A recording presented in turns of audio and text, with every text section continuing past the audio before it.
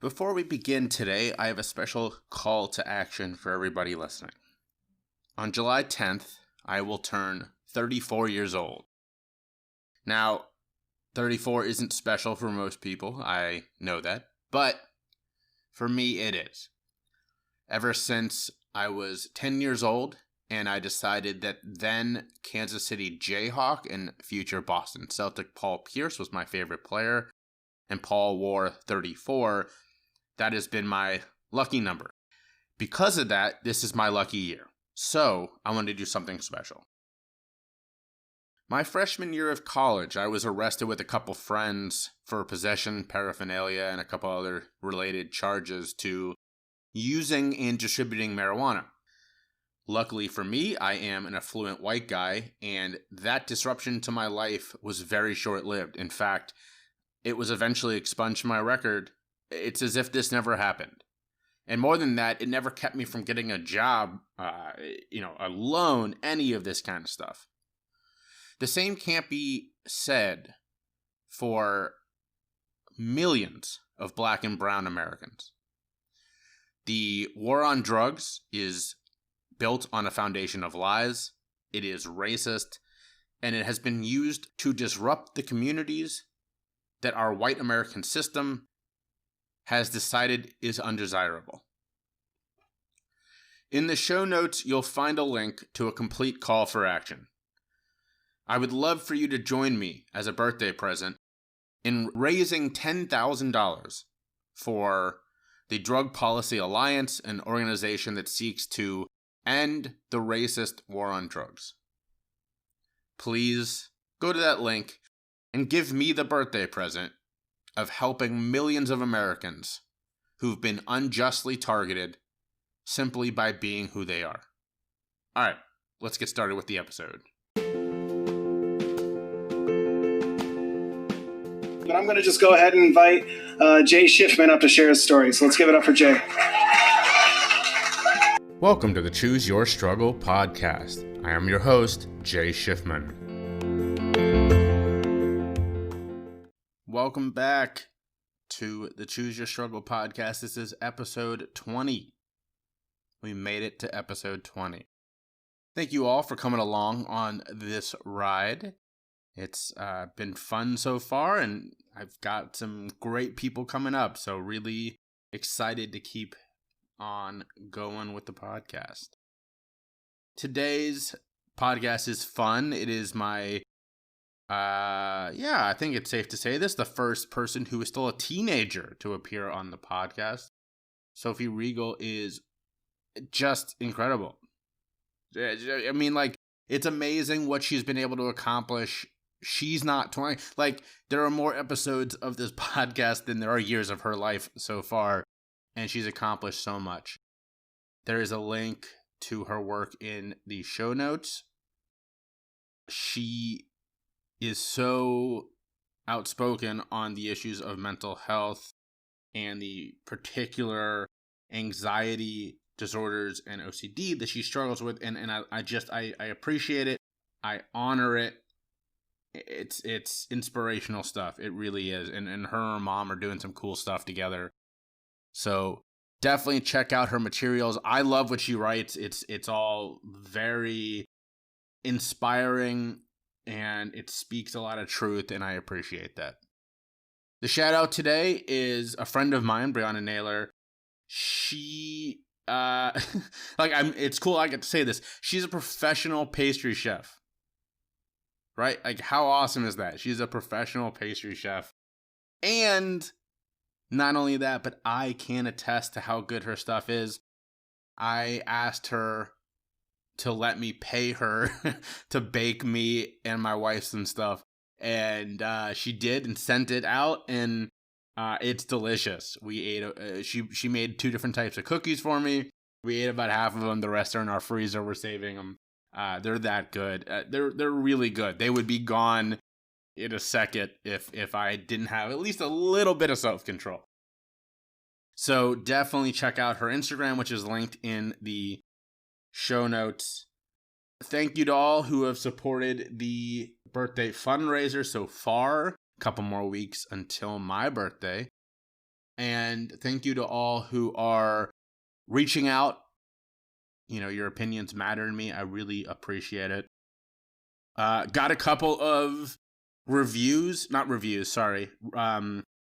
That's the word I'm looking for. Got a couple of ratings on Apple Podcasts this week, so thank you for that. For those who have not done so, if that's a thing you do, you know, I appreciate it.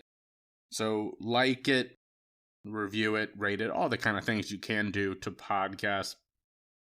But most importantly, if that's a thing that you're interested in, share it. You know, I've got a couple people who've let me know that they shared it, and one person who reached out and said that they found the podcast after it was shared with them, and that's awesome. That makes me happy because that's a person that will listen to this message or will be exposed to these topics and maybe be inspired to tell their story or anything like that wouldn't necessarily be able to. Look, like, I'm not going to say it's not a little bit selfish. Of course, I want people to listen to the podcast. I work hard on this thing. It's important to me. But the most important thing to me is getting the message out there. I've got a couple of awesome virtual speaking engagements coming up. I do those. I mean, that's where I make the money, obviously. Those are very insular, I guess is the word I want to use. They're really for smaller groups, whereas this podcast can get the message of ending the stigma and embracing and celebrating issues of mental health and substance misuse and recovery to a wider scale. So please keep sharing it. Do everything you can for yourself as well. I love the people who reach out and say that they did a good egg. I've gotten a couple of those, and that makes me super happy. People who've said that the Choose Your Card really resonates with them. That makes me happy. Thank you for that. If you need a reminder on how to reach out, you can find me at my website, jshifman.com. Twitter is CYS_J. LinkedIn is where I post all of the stuff. Just Jay Shifman, JAYSHIFMAN. Same on Facebook, and then on Instagram it's the next Shifman. But check out the website. You can get links there to pretty much everything. Thank you for listening. Enjoy the interviews, and I will catch you at the end for your good egg and choose your card. I recently went on antidepressants, and through going on those and kind of realizing all of the ways that I had actually been struggling with depression for a long time. I didn't go on antidepressants through mental health. I was having really, really intense, I guess PMS would be what it was called. I was sitting on the bus and just burst into tears for no reason. Nothing had happened. Everything was nothing had changed. I was just sitting there fine one minute and stopping the next. I was at work randomly just I had about 3 seconds of patience for anyone or anything. I screamed at my boss a couple times. I snapped at other coworkers on a regular basis who were just oh, you're behind on your work. Let me help you with that. And then I would just yell at them for helping me. And it was just it was fine for 2 weeks and then just insane. And it felt like I couldn't control myself or my emotions or regulate anything at all. And then I went on antidepressants and was almost immediately oh, this is how my brain is supposed to work. Okay. Is this how other people's brains work? Because this is better. And it was just so very much I could think more clearly. I had more control of my emotions. I could focus better. I had a tendency to fixate on people and situations that it helped correct. It was just a whole slew of things that I didn't even really realize were happening or were problems. The reason I asked, I was that's not really what I was looking for, because I just assumed, which I guess that's the whole thing of destigmatizing mental health services or women, people that menstruate, whatever, in my case, being oh, this is tied to hormones when I'm PMSing. I'll just talk to my gynecologist about it. That's all it is. It's not a mental health problem. It's just a hormonal imbalance. I guess that would just be part of destigmatizing both women's healthcare and mental health. If you do want to follow my baking exploits, it's Briana Bakes on Instagram, BRIANA.bakes. I know if you're listening to my podcast that you could use a break. So let me recommend something that makes me smile. They say laughter is the best medicine, and when I want to laugh, I go check out the podcast Cookies for Breakfast. It's hosted by one of my best friends in the world, Spark Tabor. You can find it wherever your podcasts come from, whatever app you use. It's on all of them. So check out Cookies for Breakfast today, and let's listen together. One more time, that's Cookies for Breakfast, and you can find it wherever you get your podcasts. Huge shout out to my podcast sponsor, Mountain Made CBD. Mountain Made is changing the CBD game by offering a line of high-dose CBD tablets at an affordable price. Their products are THC-free and third-party tested for accuracy, cleanliness, and potency.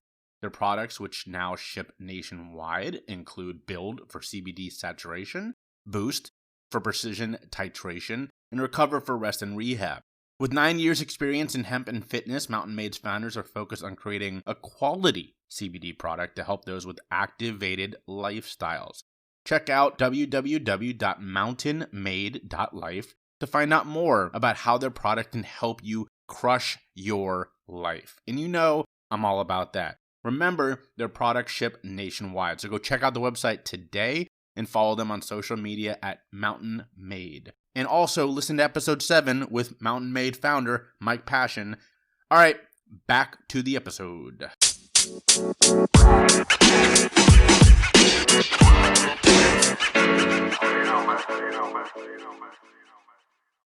So my name is Sophie, and I am 19, and I am an author, speaker, and a mental health advocate. So let's start with your story. I spent the last half an hour reading a lot of your work. It's very cool. I'm going to link it in the the show notes when this comes out. But tell the 5-minute version, tell the 30-minute version, whatever you want to do.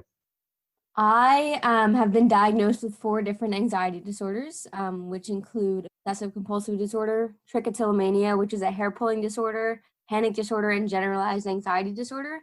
And I was diagnosed with OCD and trichotillomania in 7th grade, and it became a huge part of my identity, and I started speaking out about what it means to live with a mental illness. And I started doing this because I was pretty severely bullied for having anxiety and for having some odd obsessions and compulsions related to my OCD. And so I gave a speech in front of my 7th grade class about what it's like living with OCD, what it's like living with anxiety, and the people who bullied me came up to me and apologized after. And I realized then that the biggest thing, the most important thing that I can be doing is educating people, because it's not that people want to be disrespectful or insensitive, it's that they just don't know the right words to use. And so it's part of my job to teach them what to do, and what to say, what not to say. And then moving on into 10th grade, I was diagnosed with panic disorder and generalized anxiety disorder. And it took a huge toll to the point where I thought that I wouldn't be able to graduate high school. I was considering dropping out of high school.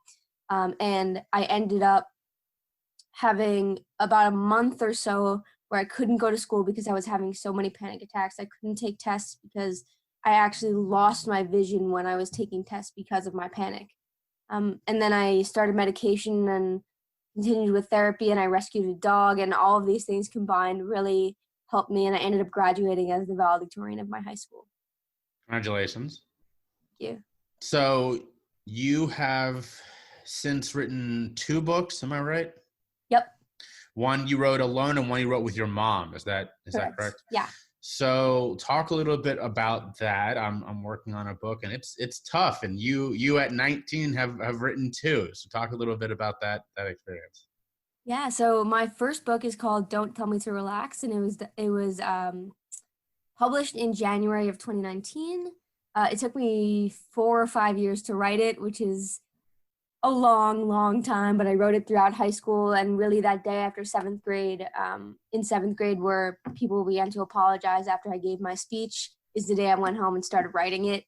And it details my experience from 5th grade up until 11th and a little bit of 12th grade, with dealing with these 4 anxiety disorders, coming out, having a diagnosis, getting treatment, and all of the things involved with that. And then at the end of the book, I talked about my advice to teens and parents and educators about how we should be talking about mental health. And then in addition, I include some resources. And then the second book I wrote with my mom called Overcoming Overthinking, and it's 36 ways to tame anxiety for work, school, and life. And together we wrote these 36 tips. And it's interesting because from a Jewish perspective, it's 36 because Chai represents life, and that's 18. And together we are two lives that came together to really battle this thing that we have won. And so we wanted to bring our two lives together to help as many lives as we can. That was beautifully put. For those who may not know, our listeners, Sophie and I are both Jewish, and 18 is sort of the most solid number in Judaism. A lot of Jews, when they choose their donations amount, will do so in denominations of 18 or so on. So that's very cool, kind of a cool little Easter egg in your book. So I think you made a really good point. Your first book makes a very good point, and that is a lot of these issues of mental health that are no matter where they are on the spectrum, many start to kick in the teenage years, and yet most teenagers are told what to do, and it's not a dialogue. It is a one-way street. Your therapist or whoever says, do this. That's what happened to me, is that no matter what I said, and my listeners know my story well enough, I don't need to get into that. Talk a little bit about that as a teen, and what motivated you to write some of that, of let me tell you what it's like for me, not just what you're telling me what to do. Yeah, I think I was so sick of adults telling me that they knew what was going on. And not that I was like calling them old, but I was saying that you have not lived in this generation. You do not know what it is like. And so here's what it is actually like. I'm not going to let you go off what the media says. I'm not going to let you go off of other things. I'm going to tell you what it's actually like from a teen who's living in this generation. And I'm sick of you guys telling me what to do because you don't know. So talk a little bit about that then, for anyone listening who may, have, most of my listeners are more my age. I'm in my 30s, but for anyone who may be raising a child entering into teenage years, talk a little bit about what someone should do and shouldn't do. There are definitely ways to have conversations that are two ways, as you said. And we, as teens and kids, we don't like to be talked at. We like to be talked with, be talked to, having a mutual conversation. And so, the biggest thing that I like to say is that kids and teens do not want perspective. We don't want you to say, oh, it'll be better in a few days, or, oh, at least you don't have XYZ. We don't want the perspective. We don't want the bright side. We want someone to listen to the crap that we're dealing with. And adults just want to move on and fix a problem. And it's really important for adults to sit in the problem with the kid and not give them perspective, not tell them it's all going to be good, you're going to be fine. We just want someone to be there with us in the problem. So, you wrote your second book with your mom. Am I right then in assuming that they've handled this pretty well, or was that a bit of a struggle early on that you kind of come together on? She is also an executive coach, and so she teaches a lot of these skills. So she is very well versed in all the things that we talk about, and she did handle it very, very well. And that's part of the reason why I wanted to write the book with her, because I thought she could give perspective to parents if parents didn't want to listen to a teen, which is sometimes understandable, but it's also, we have two very different perspectives. Hers coming from, she also has anxiety disorder. She has 3, I have 4. But she didn't grow up in the same type of family that I did, where talking about mental health was super important, that we talked about it a lot and openly. So it's just a different kind of perspective in childhood that she had, where we can bring our perspectives together and share some lessons that we learned. So I think you touch on a really great point there, and that is that I had someone on earlier who was a sophomore in college or about to be a junior. COVID has kind of messed up everything for all y'all, so who really knows? But I asked him if, being a younger guy than me, 15 years younger, if he sees progress, and we talked about that for a minute. It sounds like what you're saying is that living in a household where mental health is talked openly, I mean, that is progress. That is a gigantic step forward. Are you seeing that? I mean, you were bullied, but you also had people who recognized their errors and sounds like tried to apologize. Yeah, I mean, there's definitely a huge amount of progress that's happening, and it doesn't necessarily mean that we're at the stage we need to be. We're definitely not, but any progress I'll take. And I definitely think like more people are having conversations about mental health. More people are thinking about mental health in the same way that we think about physical health, talking about psychiatrists, talking about therapists, talking about medications in the same way. So I definitely, throughout the last couple of years, I've definitely seen a lot more people be open to these ideas about how do we treat mental health. Well, I think you just put that correctly, and that is we've made progress, but doesn't mean we're where we need to be. When you're starting from below zero and you make it to zero, it looks like progress, and it is progress, but you're still a long way from where you should be. Totally. So, you are very open about a issue of mental health that I think has gotten sort of a bad rap, and that is OCD. We see, look, as another person who struggles with this myself, I love watching, I was a big Scrubs fan. Have you ever seen the show Scrubs? And there's a character on there who struggles with OCD. The show Monk, these are interesting examples, but they've skewed the understanding of OCD. How hard was that? Again, sort of not even starting from zero, you not only had to educate, but you have to then dispel some of the myths. Is that something you've had to work through? Definitely. I mean, people think of OCD like Sheldon Cooper from The Big Bang Theory, or people think need things neat and orderly. And while that's true of some people with OCD, media shows the compulsions, they don't show the obsessions. So they don't show the anxiety that is a huge part of the OCD, which is why it's an anxiety disorder. And so people don't realize that when you can't do your compulsion or the reason why you do it is because of the feeling of anxiety. And that's where there's this huge disconnect between what is shown on social media and what the truth is. Yeah, I that's perfectly said. I think, something that this other guest and I talked about is exactly that. We love, or the media and especially movies and TV love to focus on the compulsion part because it's visual. It can be played up to comic effect. The obsessive part that comes first or wraps around the compulsive part, you can't really show. And it also takes a lot of understanding. It's a lot easier to show the guy washing his hands 50 times than it is to dive into why they're doing this.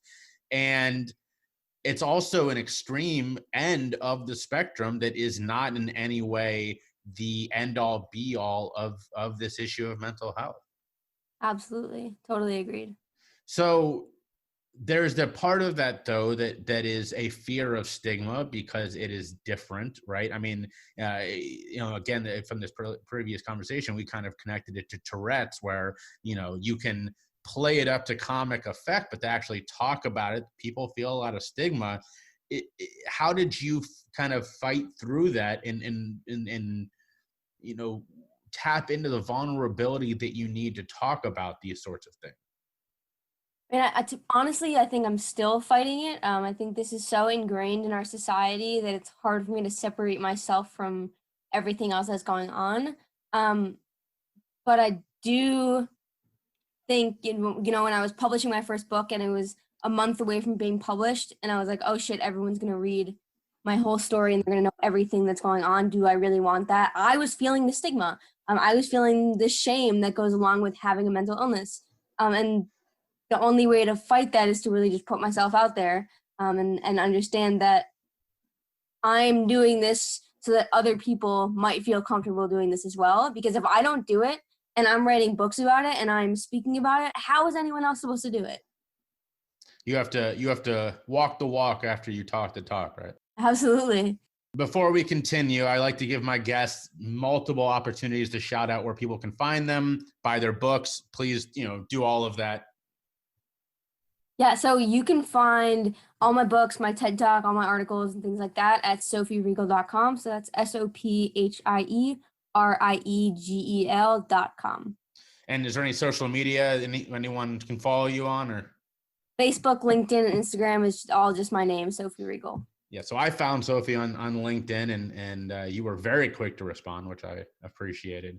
I've had guests that it took a lot longer, so thank you. I have Thank nothing you else to do. Yeah, so talk a little bit. I mean, this won't be out for a month, but are you going to school? Are you what is next for Sophie? I finished my freshman year at Duke just a couple weeks ago, and I'm in New York, so I'm still on lockdown for coronavirus. So I've been at home for 3 months, which is very odd, but I'm doing a huge amount of webinars about anxiety. My mom and I are doing a webinar series. My mom and I have been writing a book from the perspective of my dog and lessons that we're learning from our dog. And what is next is unknown. I wish I could tell you. I sent in an application to volunteer at the local animal shelter. We will see. I'm hoping that we will go back to school in the fall, but honestly, I don't know what's happening, and I'm learning to live with that. It's got to be tough with someone with anxiety disorder watching, or multiple anxiety disorders, I should say, living at ground zero for this epidemic. Mm-hmm. I mean, what was that like? I'm in South Carolina. I was able to get outside, and socially distant, but I never once felt the anxiety of being packed in a way that you can feel in a place like New York, where it is just all around. What was that like? It is definitely really scary, and I think it took me a couple of steps back in the progress that I've been making. So for example, with my trichotillomania, it had been pretty much completely under control, and then coming back in this environment, the stress and the anxiety built up, and I had started to pull my hair more. And also, my town specifically was the town with the most cases of coronavirus in the entire state. And so like my neighbors had coronavirus, and people on my block have died, which is really scary. And so I tell myself that I don't need to put this in perspective, that I can just let it be a shit situation, and let myself understand that. And at the same time, having anxiety, it feels like I should have known this was happening all along. I've been catastrophizing about something like this for 19 years, and of course, now it happened. So I was right all along. And so I'm trying to tell myself that this didn't happen because I had thoughts about it for years. Like this was completely out of my control. I had nothing to do with this. And that thinking something's going to happen doesn't make it happen, even though it's happening right now. Yeah, I think that so wonderfully said for someone who doesn't understand either OCD or anxiety beyond, again, maybe what they've seen, or what someone has told them. How do you discern in that situation between, okay, like you were just saying, look, you have been anxious about this situation for a long time, but that doesn't mean that those thoughts have caused this. Like, that's such an interesting exercise to split those two things that most people will never have to go through. Mm-hmm. How have you worked on that during this period? I've been talking very openly, both online and with my family and with my friends, about what thoughts are going through my head. And I think when I keep it in my head, it becomes much more real. And when I say it out loud, I think to myself, well, that's irrational. Like I can kind of compartmentalize everything that's going on in my head when I say things out loud. And that's been something that I've always struggled with. I've always been like, why do I need to ask for help? Why do I need to say these things out loud when I can just deal with it myself? And I've realized that is what has gotten me into huge amounts of messes before. And so I'm not going to let myself do that again. You touched on something I think that's really important, and that is that your own ability. I think a lot of times when people think about these issues, they think about someone who is not in control, and that can be the case. But you also touched on a really great point, which is that we can be in control. I know personally, when I am not practicing mindfulness, my anxiety gets higher, my obsessions get higher, and my compulsions also then start to run rampant. So I practice mindfulness every day. Do you have tips like that? Do you have exercises that you have found that work for you that have helped you manage this? Yeah, I mean, the biggest thing for me is to always remind myself that just because I'm feeling good one day doesn't mean I can stop practicing self-care. That this anxiety, being diagnosed with a mental illness, isn't something that goes away, right? This is something that can be managed, can be controlled, but it's not something that goes away. And if I don't take steps every single day, it will come back. And so that's a mindset that I always need to keep in mind. But for me, a lot of what I do is I talk openly about it. I write lots of articles. And then I also exercise almost every day, which has been really helpful for me. And it was funny because I was on a webinar last week and I was with a bunch of teens and they were asking, what do you do for self-care? And the other teens said things like, I write in my journal, or I practice meditation. And then I was the one who said, I watch pimple popping videos and I watch earwax extraction videos.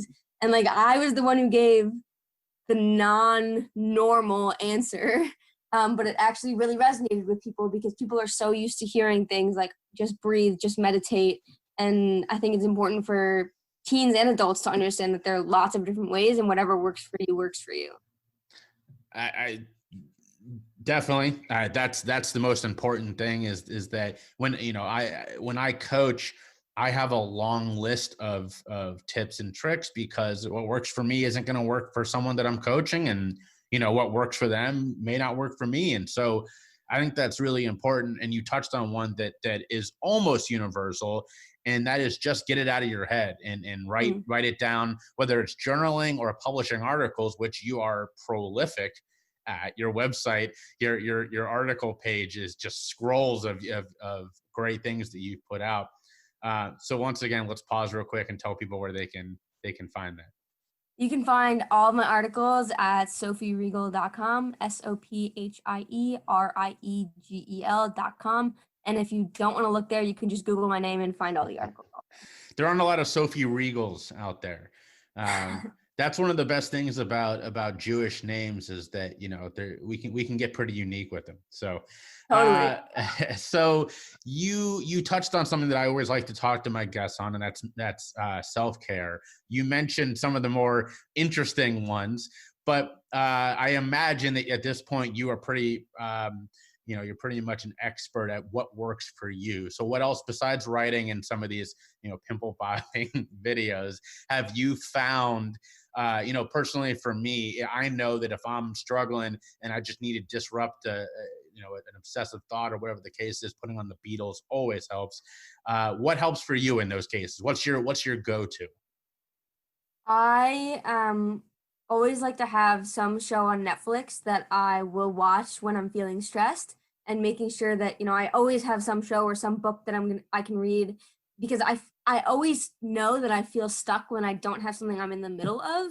And it's always hard for me to start a new book or to start a new TV show when I'm feeling anxious. I just want something that feels normal and natural to me. And so I always have something that I'm in the middle of that I know I can watch when I'm feeling anxious. So right now I'm on season 9 of Shameless. My parents and I are watching Killing Eve. And my guilty pleasure, and a lot of people know this, I'm very out about this, is that I love watching shows like The Bachelor. I think A, it makes me feel a lot better about my life. And B, it's just like completely mindless. There's no thinking involved. So that is always something that I like to do when I'm feeling extra stressed. And the biggest thing is I play with my dog, or I'll pet my dog, or I'll walk my dog. She is just the love of my life. And she has helped me in more ways than I can even express. So, my wife and I adopted a dog a year ago, and she is wonderful. I definitely recommend dog ownership to people who are struggling with stress. But I think you again made a fantastic point, and that is that the mindful is important, but the mindlessness is also just as important. We're living in a time, I made the joke earlier that we had to make sure that we reference COVID, because by the time this comes out, it could be a whole new thing. There is more to care about now, than ever. Than ever before. And so our minds are constantly on to, just today, while we're talking, while we're recording this, COVID is going on, but so is another round of protests against police brutality. I read an article in the Times this morning that listed just what's happened this year. I had forgotten that we impeached the president in January. This year has been unreal. And so people need to make sure they're taking time to do that mindlessness just as much as they're doing the mindfulness. And I think that's not being embraced enough. I also think it's a really hard balance to strike with how do I take care of myself, and also how do I care about all of these things that are going on at the same time. And if I'm taking time for myself, does that mean I am a bad ally for Black Lives Matter? Does that mean that I am not doing what needs to be done to be proactive in whatever fight is going on? And it's a really hard thing to compartmentalize, but it is, I have to constantly remind myself that I can't be part of any solution if I don't take care of myself. So towards the end, we always answer two questions. One of them you already did, which is, what is your self-care habits? And I really appreciate how thorough you were on that. But talk a little bit now. Number two, I always ask people, who is doing something that you are in awe of? Who is doing something where you follow them religiously? I've had people talk about their pastor, but who are you reading? Who's out there that you say you got to go follow these people? Right now, I've been in the middle of reading some of Malcolm Gladwell's work, which is just fascinating. I think behavioral economics and the way people think about things and why things work the way they do is just super interesting. So I'm reading his book, The Tipping Point, and then afterwards I will be reading Outliers, and there's another one, I can't remember the name of it, but yeah, definitely his work you should check out. His podcast is oh yeah, unreal, fantastic. Yeah, and then there's two others. One is one of my friends turned me on to this podcast that is Dear Hank and John, and it's John Green and Hank Green, who are the Green brothers, and they do this really funny podcast about they give advice about the weirdest issues, and their advice is always something that is not helpful but is really entertaining. And so I always listen to that if you want something mindless. And then the last thing that I always need to give a shout out to is I was the president of the board of directors of Here Now, which is a teen-driven Jewish mental health initiative. And the founder of it, who is one of my friends and one of my mentors and someone who I always look up to, is Pamela Schuler. And she is a comedian who talks about having Tourette's, having OCD, and what it's like living with these things. And I think it's awesome because she is able to laugh about all the things that makes her different and that makes her unique, without making a joke about mental health in any way. And she teaches about resilience and things like that. So definitely check out Here Now and Pamela Schuler. She's on YouTube and Instagram and Facebook. She's hilarious and also just really inspiring if you need someone to look up to. All right, last time, tell us all where to find you, everything that you want us to go find. You can find all my information at sophieriegel.com, SophieRiegel.com. And also, if you want to reach out to me, you can message me on Instagram or email me at Sophie, SOPHIEL, Riegel, RIEGEL, @gmail.com.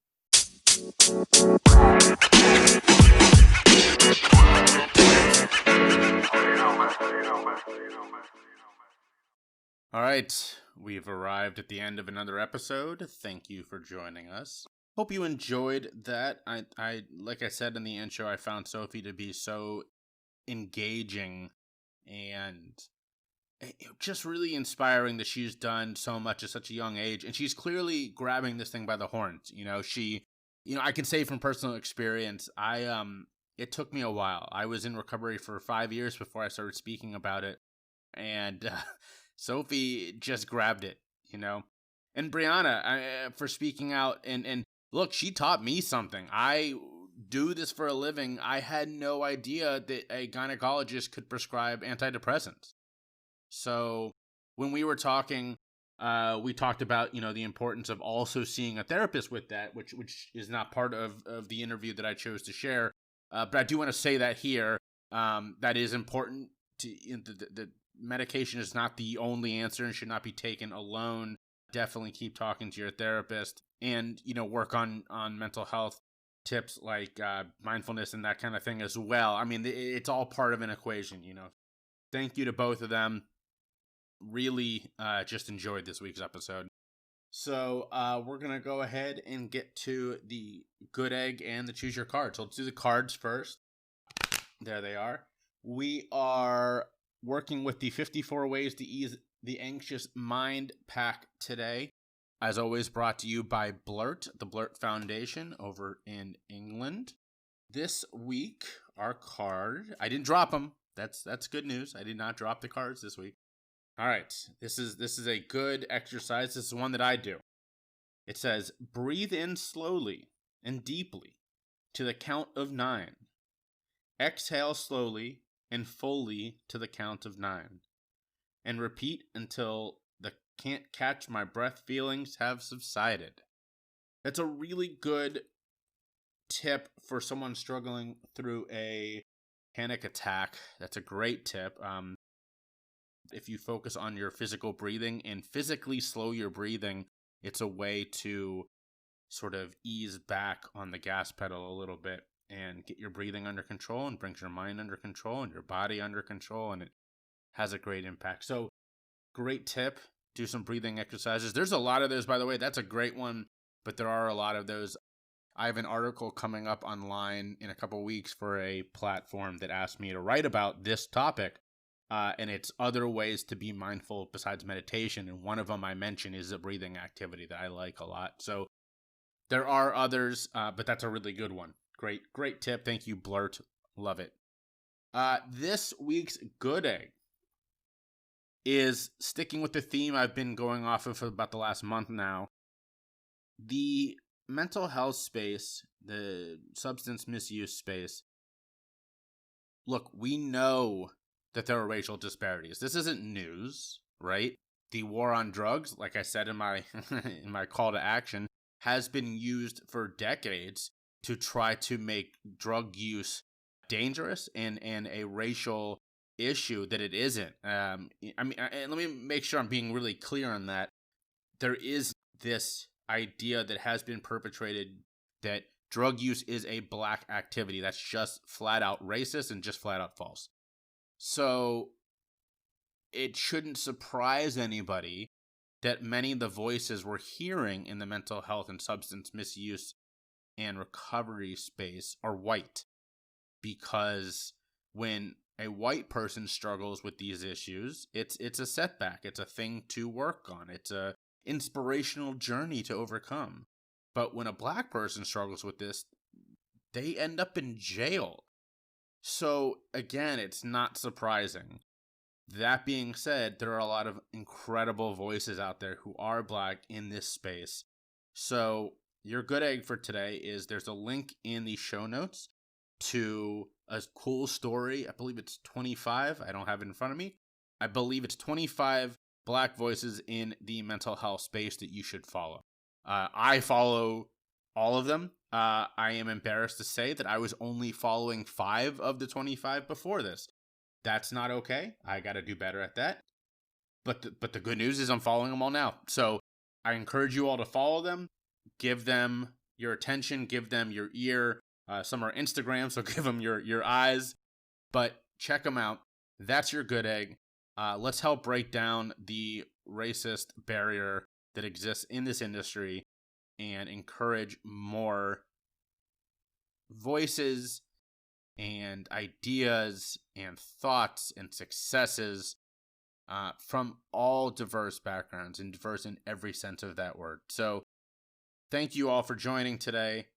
As always, reach out, keep that coming, do your good egg, try some breathing exercises, spread some love, and choose your struggle.